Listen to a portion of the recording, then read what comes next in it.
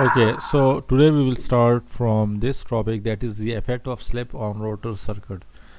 अच्छा, जब आपका रोटर जो होता है ना, वो this is the stator. Okay, और स्टेटर को क्या होगा, स्टेटर के क्रॉस थ्री फेज वाइंडिंग होगा लाइक दिस. ठीक है, हम सिर्फ सप्लाई स्टेटर को देते हैं. अच्छा, यहाँ पे आपका रोटर होगा like this. Okay, this is rotor. तो यहाँ पे क्या हो जाएगा, if the rotor is stationary तो आपका स्लिप क्या होगा. रोटर हमारा स्टेशनरी है तो स्लिप 1 वन होगा आपका स्लिप, यस. और अभी हमने क्या पढ़ा था, लास्ट टॉपिक में हमने पढ़ा था कि the rotor current frequency which is F dash, that's equal to the जी slip supply into frequency supply frequency. है ओके, जी यस. तो if the slip is equal to one तो आपका क्या हो जाएगा, rotor current frequency that's will be equal to the supply frequency. जी सही है. अच्छा अच्छा, अब अगर मैं इस तरह कर लूँ कि रिलेटिव स्पीड स्लिप को रोटर अब इस तरह हो, अब अगर मैं रोटर की रोटेशन स्टार्ट कर लेता हूँ तो फिर जी रिलेटिव स्पीड आपका क्या हो जाएगी, यहाँ पे रिलेटिव स्पीड सो या वो ns माइनस n या divided relative by speed increase हो जाएगा, डिक्रीज हो जाएगा. रिलेटिव स्पीड डिक्रीज होगा. एग्जैक्टली exactly, आपका रिलेटिव स्पीड डिक्रीज हो जाएगा. सही है. अच्छा, उसके साथ जी रोटर का जो ईएमएफ है और फ्रीक्वेंसी है वो भी डिक्रीज हो जाएगा. ओके, यहाँ पे हमारे पास जो डिक्रीज होगा. जी यस, यहाँ पे हमारे पास जो ईएमएफ है, सही है, रोटर का जो ईएमएफ है that is also equal to the S into E two. अच्छा, ये क्यों, ये रिलेशन क्यों मैंने लिखा है, बिकॉज आपका जो ईएमएफ होता है वो किसके इक्वल होता है. जी C n5 c over 60a. Okay, यहाँ पे देख लो तो आपका एन एस है, so this is equal to, ठीक है. तो can I write it like this, my E M F is direct proportion to frequency. Yes तो अभी तक हमने पढ़ा है कि मेरे पास rotor current frequency is equal to S into F. तो इसी तरह आपका रोटर का जो ई एम एफ होगा E two dash, that's will also equal to S into E two. सही है. जी अच्छा, यहाँ पे अब हमारे पास अगर रोटर ने रोटेशन स्टार्ट कर लिया तो उससे क्या हो जाएगा, उससे आपका स्लिप डिक्रीज हो जाएगा. तो स्लिप डिक्रीज मींस कि आपका रोटर का जो ईएमएफ है, रोटर का ईएमएफ भी डिक्रीज हो जाएगा और फ्रीक्वेंसी जी भी डिक्रीज हो जाएगा. ओके, ये भी डिक्रीज हो जाएगा, ये भी डिक्रीज हो जाएगा because of the decrease of slip, and slip is decrease because of the relative speed. Okay. Slip decrease होगा तो रोटर का ईएमएफ डिक्रीज होगा. यस ठीक है. और स्लिप क्यों डिक्रीज होगा, क्योंकि रिलेटिव स्पीड डिक्रीज होगी. ठीक है यस. अच्छा अच्छा, सर. स्लिप का कोई इफेक्ट तो पड़े. ये यस. सर ये ई टू डैश तो हो गया रोटर का ईएमएफ, और जो ई2 मल्टीप्लाई हो रहा है एस के साथ वो स्टेटर का ईएमएफ है. वो आपका ईएमएफ, वो रोटर का ईएमएफ है एट स्टैंड स्टिल, जब रोटर आपका बिल्कुल स्टेशनरी है. स्टेशनरी है. ओके ठीक है जी. अच्छा, तो अच्छा, अब हमारे पास फ्रीक्वेंसी एट स्टैंड स्टिल क्या होगा, दोनों frequency will be equal to जो सप्लाई फ्रीक्वेंसी के इक्वल होगा जी स्टैंड स्टिल में. ओके, इट मीन्स कि रोटर आपका रेस्ट पोजीशन पे है। अच्छा, जी फ्रीक्वेंसी, अच्छा, स्लिप का इफेक्ट हमने देख लिया फ्रीक्वेंसी पे, स्लिप का इफेक्ट हमने देख लिया ईएमएफ पे, स्लिप का कोई इफेक्ट होगा रेजिस्टेंस पे? What do you think? No sir. No, why? Good. Sir वो डिपेंडेंट नहीं है इस पे, या दैट इज रेजिस्टेंस नॉट पे, डिपेंडेंट क्योंकि ऑन और frequency. Your जी resistor is not, frequency your resistance is not dependent, depend on frequency. Okay, good. Frequency जी। Acha.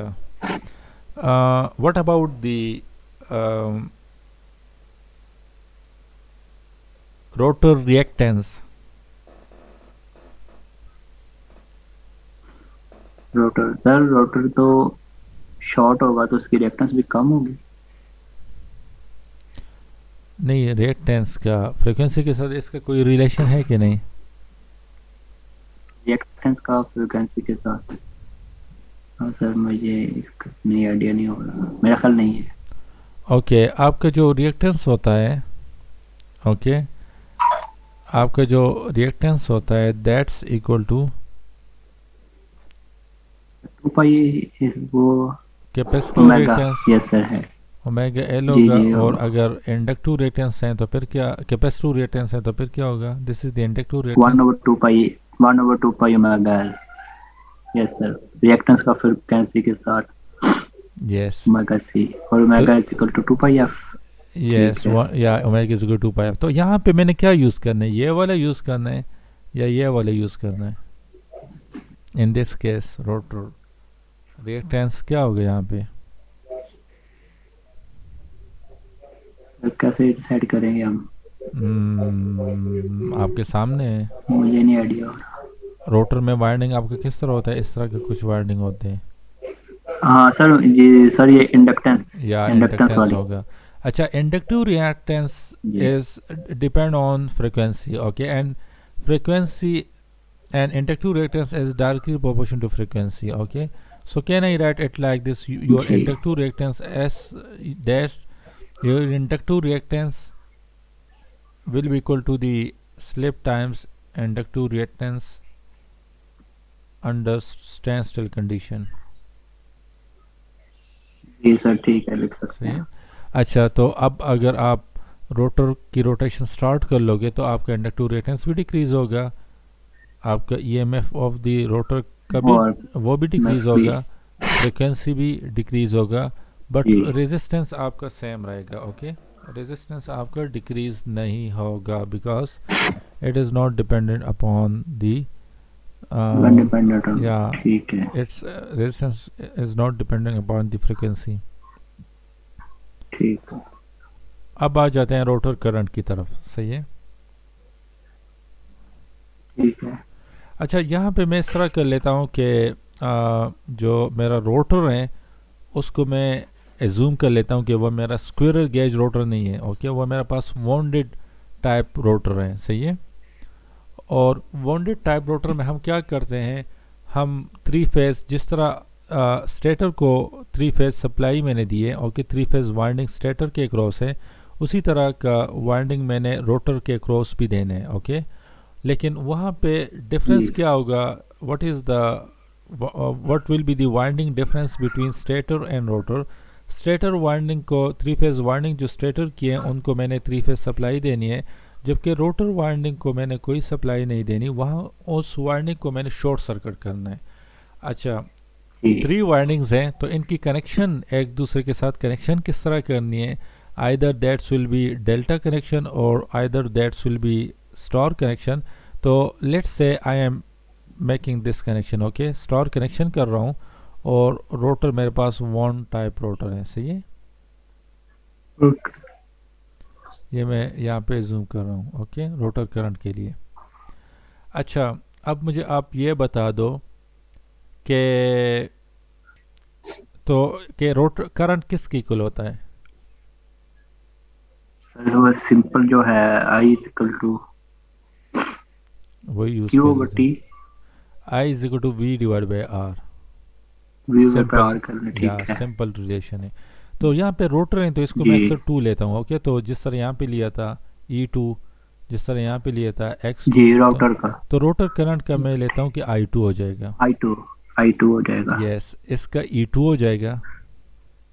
ऊपर वोल्टेज की जगह मैं ये लिख लेता हूँ, रेजिस्टेंस की जी, जगह मैं Z लिख लेता हूँ, बिकॉज यहाँ पे रेजिस्टर भी है, इम्पीडेंस। यहाँ पे इंडक्टेंस भी है, इंडक्टिव रिएक्टेंस भी है, जी, so that's why I am writing this. Okay, so your okay, E2 divided by that will be equal to R2 square plus X2 square square root। Okay, ये तो आपको पता होगा। ओके, यस सर, ठीक है।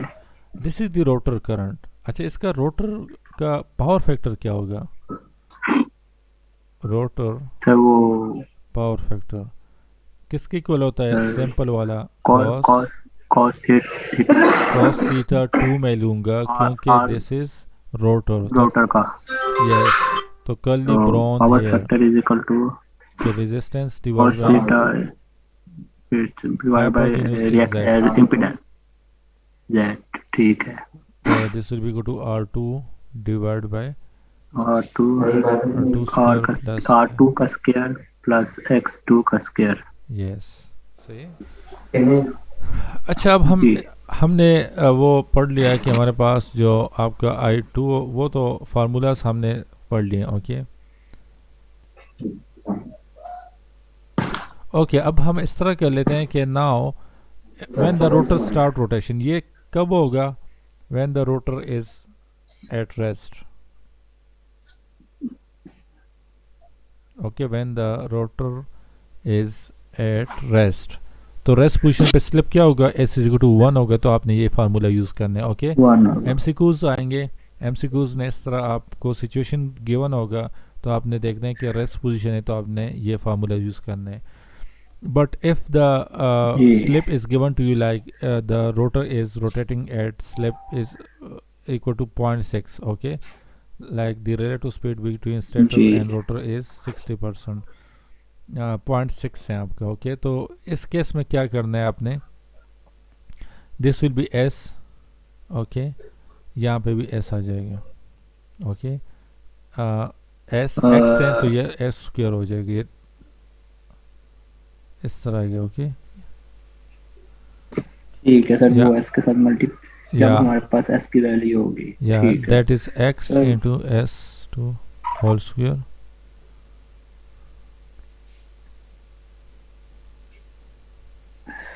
इस तरह होगा, सही है।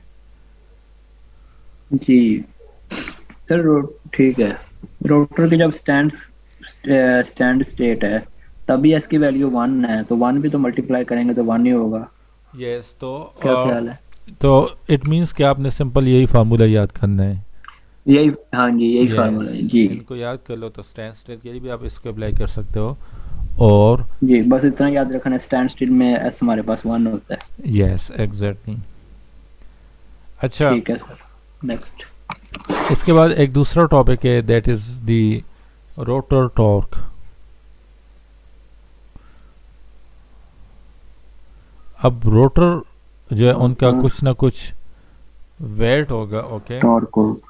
यस, कोई ना जी कोई मास होता है रोटर का, तो उनको रोटेट करने के जी लिए आपको एक पुशिंग फोर्स रिक्वायर्ड होगा। उस पुशिंग फोर्स को हम, वो पुशिंग फोर्स क्या होता है? वो पुशिंग फोर्स आपको डिपेंड करता है मोमेंट आर्म पे, डिपेंड करता है। लाइक आपका रोटर कितना है, अगर इतना होगा तो जी दिस, तो यहाँ पे आपको कितना फोर्स की रिक्वायर्ड होगा? This force depend on this moment arm as well. Okay, तो and that is actually that is the torque. Okay, आपका टॉर्क किसकी इक्वल जी होता है? आर एफ के, जो हम नॉर्मली स्टडी करते हैं, सही है, पढ़ते जी हैं। But in this case, in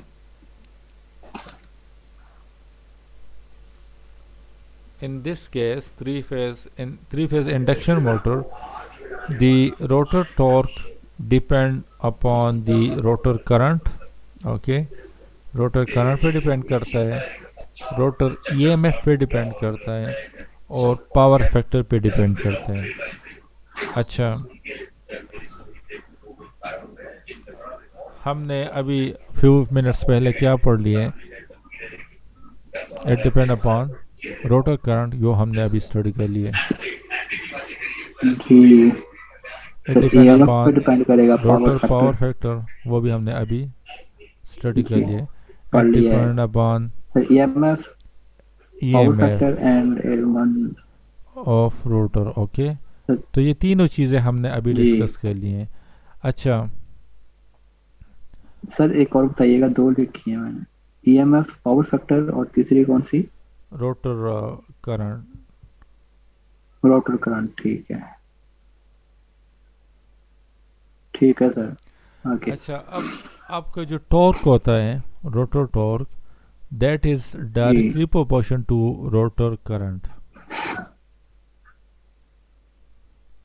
जी सही है, जितने करंट को आप इंक्रीज करते जाओगे उतना ज़्यादा टॉर्क, फोर्स टॉर्क होगा। यस, उतना ज़्यादा। लगेगा जी। यस। अच्छा, your torque is directly proportion to rotor power factor. It also depend upon the जी rotor power factor. Torque is ठीक है। Direct proportion to EMF. तो क्या हो जाएगा, आपका जो टॉर्क जी है that's will be equal to K into E two I two cos theta two. जी सर, वो इसके साथ आप किया है, पावर ठीक फैक्टर, है। इज इक्वल टू कांस्टेंट आ रोटर गया, E current. Two I two cos theta two. Yes. जी अच्छा, अब आ जाते हैं स्टार्टिंग टॉर्क की तरफ। ये हमने ठीक अभी जनरल टॉर्क का फार्मूला हमने डिस्कस कर लिया है, सही है। अब आ जाते हैं ठीक है, स्टार्टिंग टॉर्क स्टार्टिंग। की तरफ। स्टार्टिंग टॉर्क मैंने इस चैप्टर के स्टार्ट में पढ़ा था कि स्टार्टिंग टॉर्क डिपेंड करता है कि रोटर कौन सा लगा है। अगर जी स्क्विरल गेज रोटर होगा तो फिर स्टार्टिंग टॉर्क आपका कम होगा। अगर वॉन टाइप रोटर होगा तो फिर स्टार्टिंग टॉर्क आपका ज़्यादा होगा। अच्छा, यहाँ पे क्यों ज़्यादा होगा और क्यों कम होगा, ये एक पॉइंट मैंने डिस्कस किया था उस टाइम, कि हम बाद में डिस्कस करेंगे कि ये किस तरह आता है मैथमेटिकली, बाद में डेरिवेशन करेंगे तो हमें वहाँ पे पता लग जाएगा कि ये पॉइंट किस तरह है। तो उस टाइम वो पॉइंट क्या था, याद है आपको?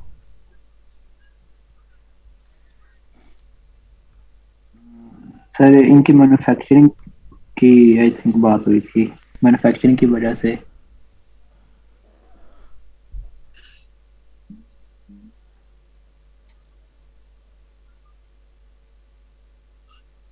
अच्छा, वो एक्चुअली इस तरह होता है, मैंने आपसे डिस्कस किया था कि जो आपका टॉर्क होता है रोटर का, वो डिपेंड करता है, that is directly proportion to the rotor resistance. Okay, R2।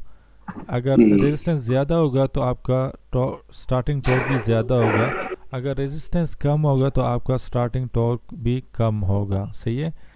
तो आप जी स्क्विरल गेज रोटर देख लो। तो स्क्विरल गेज रोटर में क्या होता है, स्क्विरल गेज रोटर में हमारे पास जितने भी वो बार्स होते हैं, कंडक्टर्स होते हैं, कॉपर जी बार्स होते हैं, वो इस तरह वो शॉर्ट सर्किट होते हैं at the end rings. Okay, तो इसमें आप रेजिस्टेंस को जी इंसर्ट नहीं कर सकते। ओके, हम्म, तो यहाँ पे ठीक है। रेजिस्टेंस कम होता है जिसकी वजह से आपका स्टार्टिंग टॉर्क भी कम होता है। Okay, that is in squirrel cage. But in wound type rotor, वहाँ पे क्या होता है, वॉन टाइप रोटर में हमारे पास जो रोटर होता है वहाँ पे हम कौन सी वायरिंग करते हैं, उसी तरह थ्री फेज वायरिंग करते हैं वहाँ पे, सही है। तो थ्री जी फेज वायरिंग को शॉर्ट सर्किट करते हैं और वहाँ पे हम एक रेजिस्टेंस को कनेक्ट कर लेते हैं, जो मैंने डिस्कस किया था, करते आई होप हैं जी सर। आपको पता जी होगा। सर, तो याद वहाँ आ पे गया। जो रेजिस्टेंस होता है वो ज़्यादा होता है। स्टार्टिंग में हम रेजिस्टेंस को कनेक्ट कर लेते हैं और जब रोटर आपका फुल रेट स्पीड तक पहुंच जाए तो फिर इस रेजिस्टर को हम डिसकनेक्ट कर लेते हैं थ्रू डिस्कनेक्ट कर रियोस्टेट, वो लेते हैं जी। हमने स्टडी किया था। तो स्टार्टिंग में रेजिस्टेंस ज़्यादा है तो आपका स्टार्टिंग टॉर्क भी ज़्यादा होगा। ओके, ये वहाँ पे हमने डिस्कस किया था, लेकिन अभी आप जी मैथमेटिकली देख सही लो। है।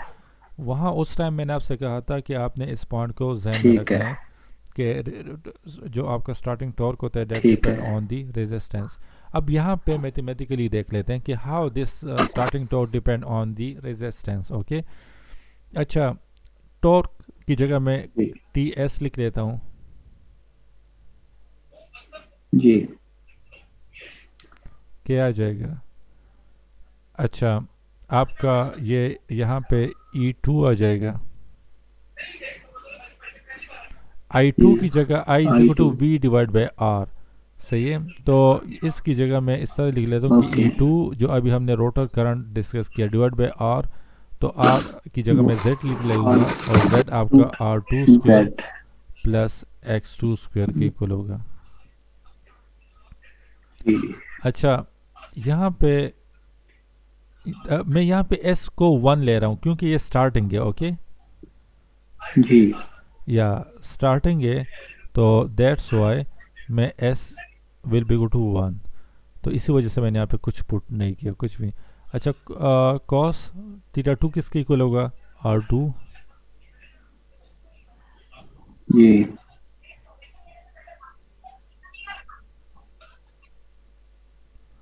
इसके इक्वल हो जाएगा। तो ये आप सिंप्लीफाई कर लो तो आपके पास ये क्या आ जाएगा? के ई टू स्क्वेयर हो जाएगा आर टू डिवाइड बाय ये क्या आ जाएगा? R two square.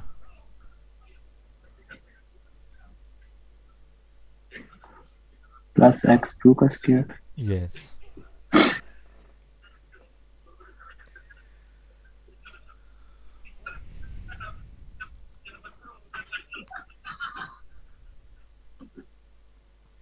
अच्छा, यहाँ पे हमारे पास जो आ, हमारे पास जो सप्लाई होती है, सही है, जो आपकी स्टेटर को आपने सप्लाई देनी है, जी। इसको आपने थ्री फेज सप्लाई देनी है, और ये जी। थ्री फेज सप्लाई आपकी फिक्स रहेगी। सही है, ये हम्म। जो हम स्टेटर को देते हैं वो फिक्स होती हैं। वो वोल्टेज जो होती है ना, वो थ्री फेज सप्लाई की जो वोल्टेज होती है वो फिक्स होती है। कितनी होती है ठीक। नॉर्मली आजकल हमारे घरों में? कितनी है? 220। 220। दिस इज थ्री फेज, तो थ्री फेज में क्या होगा? 220 होगा या 220 440 तो होगा? सिंगल फेज होती है मेरा ख्याल में। 440 जी। या ठीक तो है। यहाँ पे आपका वोल्टेज कांस्टेंट रहेगा। Okay, 440 volt. सही है, ये कांस्टेंट रहेगा। तो यहाँ पे वोल्टेज कांस्टेंट है, तो इट मीन्स के जो स्टेटर में जो फ्लक्स प्रोड्यूस हो रहे हैं वो भी कांस्टेंट है। सही है। अच्छा, स्टेटर में जो फ्लक्स प्रोड्यूस है वो जी। कांस्टेंट है, तो ठीक है। उन्हीं फ्लक्स की वजह से रोटर में ईएमएफ इंड्यूस होगा। इट मीन्स कि आपका रोटर में ई टू इंड्यूस होगा। अच्छा, स्टेटर को जो मैं सप्लाई दे रहा हूँ वो कांस्टेंट है, जिसकी वजह से फ्लक्स कांस्टेंट है। तो फ्लक्स कांस्टेंट है, तो जी। फ्लक्स की वजह से आपका ई टू इंड्यूस होगा, तो वो भी कांस्टेंट हो जाएगा। सही है, ई टू भी आपका कांस्टेंट हो जाएगा। So it means के E2 depend upon the supply voltage. If the supply voltage is constant, then it means कि आपका E2 भी constant है. If the supply voltage is variable, तो it means कि आपका E2 भी variable है। तो आपका जो starting torque है TS, that's equal to किसके इक्वल है? के E2 स्क्वेयर E2 R2। का स्क्वायर इसकी जगह मैं Z स्क्वेयर लिख सकता हूँ, डिवाइडेड बाय। Z2 square. हाँ लिख सकते हैं। ओके, तो आपका स्टार्टिंग टॉर्क किसके इक्वल हो जाएगा? R two divide by Z two square की इक्वल हो जाएगा। एंड के इज द कांस्टेंट, इसको मैं के वन लिख लेता हूँ। कांस्टेंट। के वन किसके इक्वल हो और जाएगा? E2 भी K into constant. E two square. जी। ये समझ आ गया कि ये ई टू किस तरह कांस्टेंट होगा? जी सर। Okay, good. अच्छा, अब आ जाते हैं कंडीशन फॉर दी। अच्छा, आप समझ आ गया आपको कि आपका जो स्टार्टिंग टॉर्क होता है वो किस तरह डिपेंड करता है रोटर रेजिस्टर को? जी ठीक है। सही है, वो हमने यहाँ पे डेराइव कर लिए हैं। सही है। जी अच्छा, अब आ जाते हैं ठीक है। उसकी तरफ। Condition for maximum torque. नमाज किस टाइम होती है वहाँ पे? सर मेरा ख्याल 8 बजे होती है। 8:30 बजे? सर एक मिनट टाइम देख लें पहले। सर 8:15 होगी। नहीं, 8:15 बजे होती है या 8:30 बजे? 8:15। 8:15, ओके। फिर मैक्सिमम। ओके, अभी तक हमने स्टार्टिंग टॉर्क पढ़ लिया। स्टार्टिंग टॉर्क किसके इक्वल है? के 1R2 / R2 square plus x2 square के इक्वल होता है। अच्छा, condition for maximum torque means के मैंने जी मेरे पास स्टार्टिंग टॉर्क का कर्व कुछ इस तरह बनेगा कि ये आपका ग्राफ है। यहाँ पे मैं इस तरह कर लेता हूँ कि रोटर रेजिस्टेंस लेता हूँ, because starting torque depend upon the rotor resistance.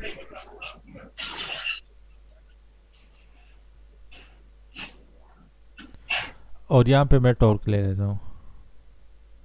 तो इसका जो कर्व होगा वो कुछ इस तरह का बनेगा।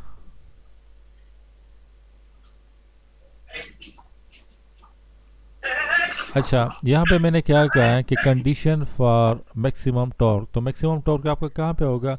मैक्सिमम टॉर्क आपका यहाँ पे होगा, इस पॉइंट पे। तो ये पॉइंट क्या है? जी ये सर आपका ये हॉरिजेंटल पॉइंट है। तो हॉरिजेंटल पॉइंट के लिए जी सर। स्लोप क्या होता है? स्लोप 0। या स्लोप आपका 0 होगा।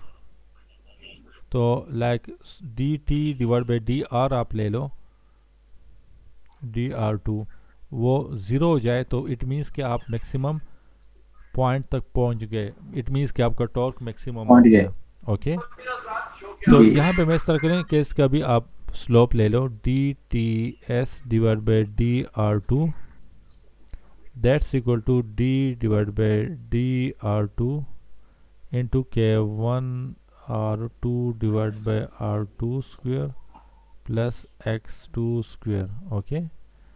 इसी तरह आप इसका जी वो, ये आपका क्या हो जाएगा? ये आपका आ, ये स्लोप आप निकाल लो। ओके। जब आप इसका स्लोप निकाल लो जी तो फिर इसको आप ज़ीरो कर लो। तो ये आपका ज़ीरो हो जाएगा, क्योंकि ठीक है। मैक्सिमम पॉइंट के लिए हमने इसको ज़ीरो लेना है।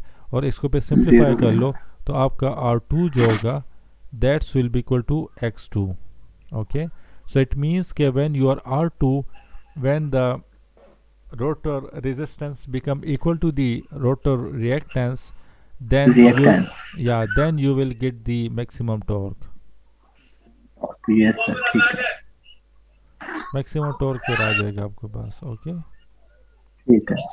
सो अच्छा, so the statement will be starting torque will be maximum, okay, or you will get maximum torque when the rotor resistance per phase is equal to the rotor reactance per phase at standstill। काफी जी sir. जी sir ठीक है। सही है। अच्छा। अच्छा, जब ये आपका मैक्सिमम टॉर्क आप मैक्सिमम टॉर्क पे आपका एक तो ये हो जाएगा। और दूसरी बात ये है कि जो हमारे पास होता है which is cos phi two, किसके इक्वल होता है? R2 R2 divide bye, divide by और Z2 का स्क्वायर कर लो। स्क्वायर नहीं करना, Z2। ये Z2। ठीक है। तो cos phi two is equal to R2 divide by, ये किसके इक्वल हो जाएगा? R2 square plus X two square square root के इक्वल हो जाएगा ये। Now for at maximum torque आपका पावर फैक्टर क्या होगा? सर मैक्सिमम टॉर्क पे पावर फैक्टर 1। तो आपका R2, ये दोनों इक्वल होते हैं। मैक्सिमम टॉर्क पे आपका R2 become equal to x2। तो ये एक्स टू दोनों जी। यार ये दोनों इक्वल हो जाएंगे, तो यहाँ पे एक्स टू स्क्वेयर आ जाएगा, तो 2x2 स्क्वेयर आ जाएगा।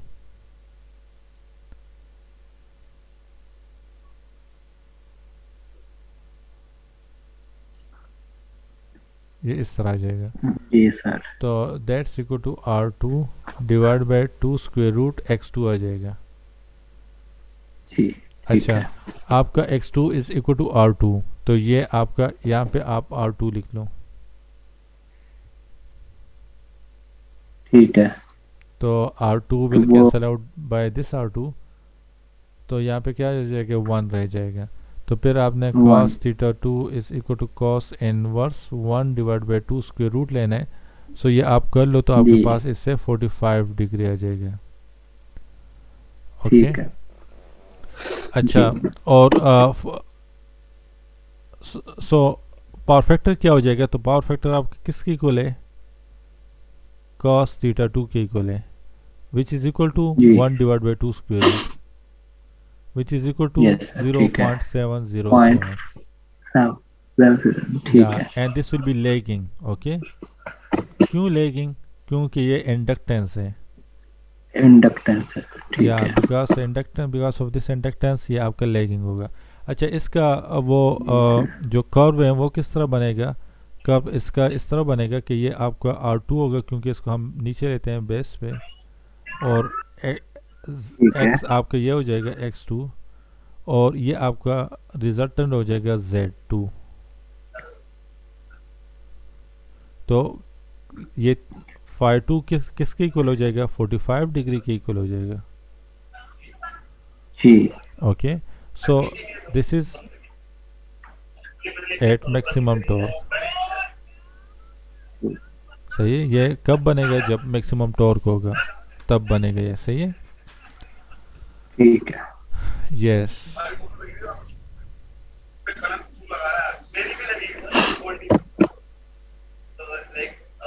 सर अजान हो गई है। ओके, तो इसके बाद जो बाकी हैं, लाइक अब हम सप्लाई वोल्टेज को अगर चेंज कर लें, तो फिर क्या होगा, यहाँ पे तो हमने जी सप्लाई वोल्टेज को कांस्टेंट रखा था, तो फिर क्या इफेक्ट्स पड़ेंगे, तो जी वो हम नेक्स्ट क्लास में पे डिस्कस कर लेंगे। सही है।